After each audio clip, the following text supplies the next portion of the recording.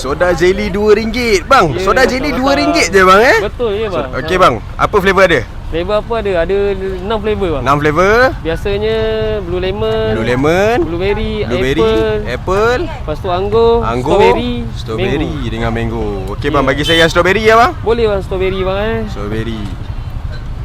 Oh, ni sirap Thailand bang Ya betul. Sirap Thailand. Tapi saya ambil kat sini je lah, dekat kedai bakery je bang. Oh, kedai bakery.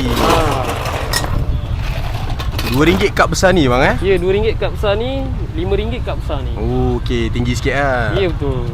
Saya akan letak jelly lah. Jelly. Ya, jelly rainbow lah. Oh, ni jelly rainbow tu. Rainbow, lepas tu saya akan letak biji selasih. Selasih. Ya. Oh, ni sedap ni bang, refreshing Ya, makan pedas-pedas kena dengan dia sedap lah. Betul. Oh, dapat lemon sekali bang Ya, lemon sekali bang.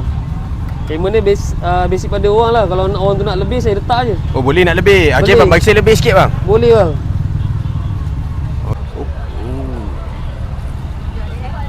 Okey, handsome. Macam ni RM2. Ada jelly-jelly apa semua, ada lemon lagi.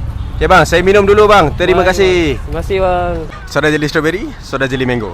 RM2 je. RM2 saja. Bismillahirrahmanirrahim. Pak dia ada jelly-jelly dia apa semua.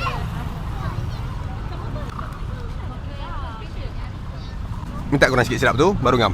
So, kalau korang nak, korang datang dekat Italian Soda Jelly dekat Teluk Pulai, Kelang. Apa-apa pun, jom kita minum.